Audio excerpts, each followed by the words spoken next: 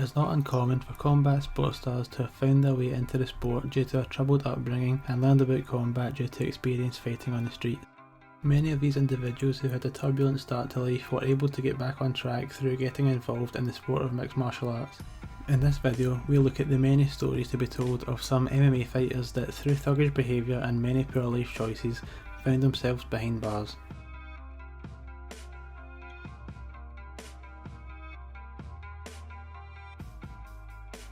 Former UFC fighter Pearl Gonzalez has found mixed success so far in her MMA career, with a record of 10 wins and 5 losses, currently competing in the flyweight division of the Invicta Fighting Championship. However, her life nearly went down a very different path.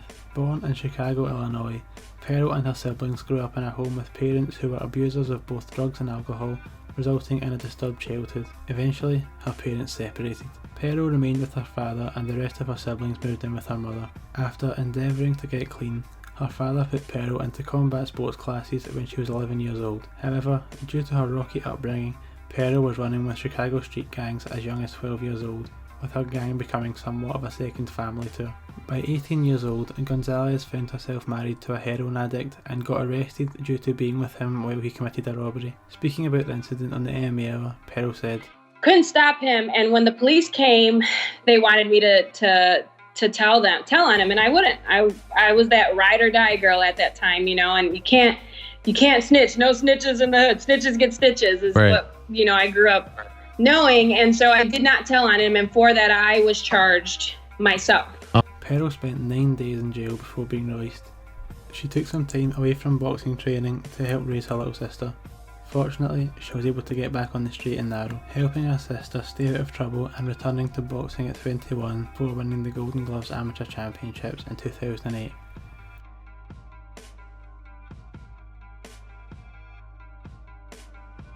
As a child, Platinum Mike Perry was never able to settle in, being bounced around from school to school following the divorce of his parents. He first lived with his father in Flint, Michigan, before moving to live with his mother in Apopka, Florida. Being one of the few white students in schools he attended in Flint, he learned from a young age to defend himself, starting his MMA training at 11 years old. Before long, Mike Perry dropped out of school before graduation to move in with friends, and it wasn't too long before he began to get into trouble. In an interview with MMA Junkie in 2015, Perry said, "I played Grand Theft Auto and I wanted to be like that.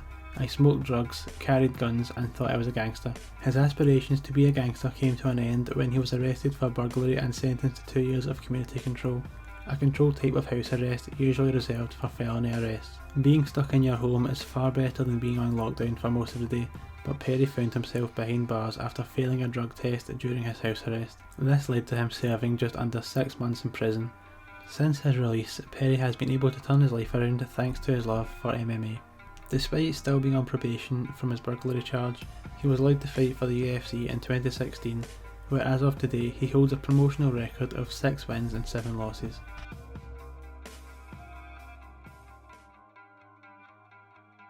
Before he would go on to be one of the most devastating knockout artists the world of MMA has ever seen, Mark Hunt had quite a violent upbringing.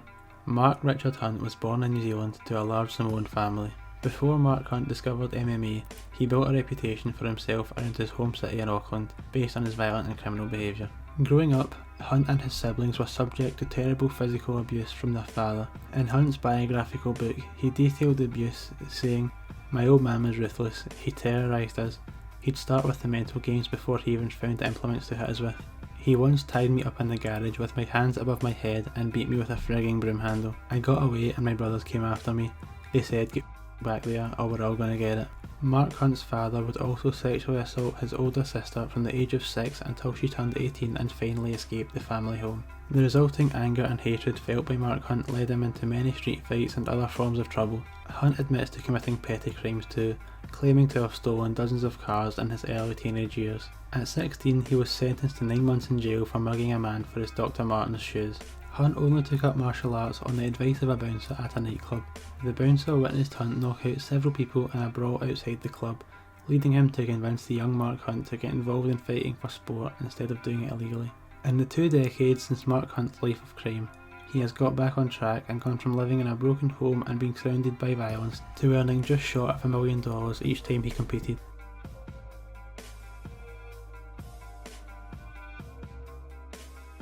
John KOPPENHAVER, better known by his new name War Machine, is a former fighter for the UFC and Bellator. He made War Machine his official name in 2008 following an incident in September of the previous year in which he was found guilty of striking a man before choking him unconscious in a brawl in a parking lot. He was given a 3-year probation and sentenced to 30 days of community service. On February 2008, just 5 months after the parking lot incident, War Machine pled guilty to a misdemeanor charge of assault and battery. He was fined and again sentenced to probation.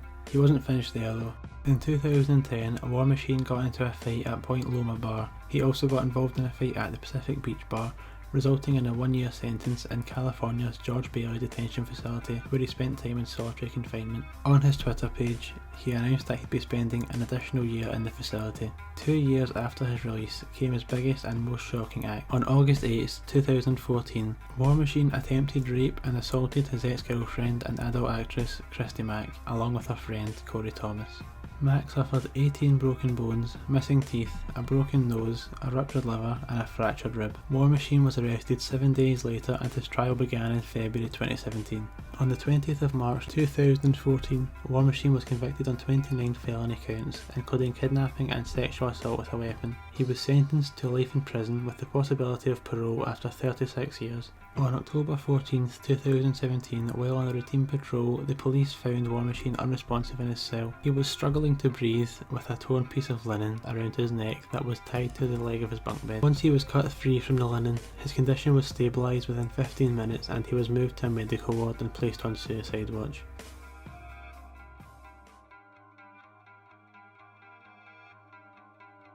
With wins over the likes of Cal Uno, Jamie Varner and Nate Diaz, Hermes Franca was a talented martial artist, holding the WEC lightweight title and unsuccessfully challenging Sean Sherk for the UFC lightweight title, losing by unanimous decision. In May 2011, Franca handed himself in to the authorities of Clackamas County, Oregon. He was charged with numerous sexual battery charges and pled guilty to 1 count of attempted unlawful penetration. He was sentenced to 3.5 years in a state prison. If that wasn't bad enough, it turns out that all of the previously mentioned crimes were committed on a child aged only 14. Franca served only 2 years before being handed over to Immigration and Customs Enforcement. After being deported to Brazil in 2014, Franca fought at the Brazilian MMA promotion, Extreme Fighter, being knocked out in the first round of his only fight with the promotion. Since then, he has continued to compete in mixed martial arts, competing 11 more times and amassing a record of 4 wins and 7 losses in those fights.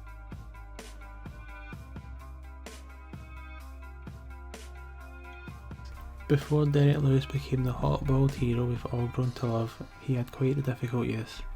Just 2 weeks after graduating from high school at 19 years old, Lewis found himself in hot water when the enraged ex-husband of an older woman Lewis had been seeing came hunting for him in the neighbourhood. Lewis stated that the man coming for him was a member of the KKK and came after him in a truck when Lewis was making his way home from a night out. Lewis decided to approach the truck to confront the man. It was at this point that the man reached for the shotgun sitting on the seat next to him. In an act of self-defence, Lewis began to repeatedly punch the man in the face until the man sped off towards the nearest police station. As a result of the incident, the man who was chasing Derrick Lewis lost the sight in his left eye. In the days that followed, Lewis was arrested and handed an aggravated assault charge. Luckily, Lewis was only given 2 years probation, allowing him to continue his plans to attend his athletic scholarship to play football at college. However, unfortunately for Lewis, he was not able to pay his fees or have transportation to his scholarship, so he was sentenced to 5 years behind bars.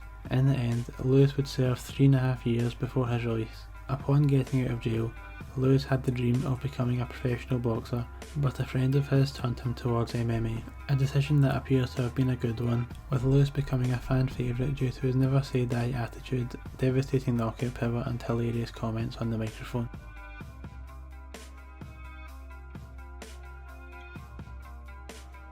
Lightning Lee Murray is a former MMA fighter who competed for the UFC in Cage Rage. He is most known for losing to Anderson Silva in a middleweight title fight for Cage Rage in London, England. His MMA career and very nearly his life were brought to an abrupt end in September of 2005 when a brawl broke out at a party Murray was attending. In the fight, Murray was stabbed and suffered a punctured lung and severed artery.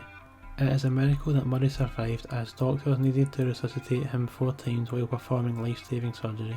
Lee Murray has been a criminal for his entire life. In his younger years, with the help of fellow MMA fighter Mark Epstein and close friend Paul Allen, Lee Murray got involved in the UK drug trafficking scene, building a reputation as the Buttmarsh Boys as they took over the local drug dealing scene by beating the predominantly Nigerian drug dealing cartels out of the area. On February 21st, 2006, Murray would commit the biggest crime of his life, the Securitas depot robbery. Lee Murray, along with a few accomplices, kidnapped the manager of the depot along with his wife and son. 14 staff members were also taken hostage. The perpetrators were able to steal more than $6.5 million in the end. The hostages were left unharmed but still tied up inside the now empty Murray cages. Murray was arrested in Morocco 4 months after the heist and sentenced to 25 years in a Moroccan prison.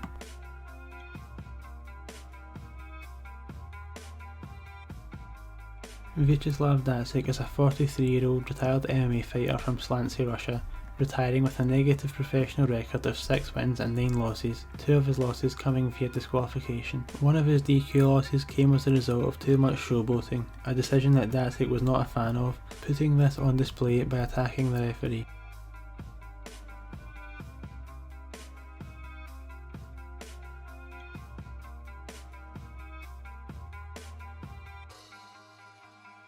His other disqualification came at a 2001 pancreation fight where DATSIK was disqualified for an eye poke.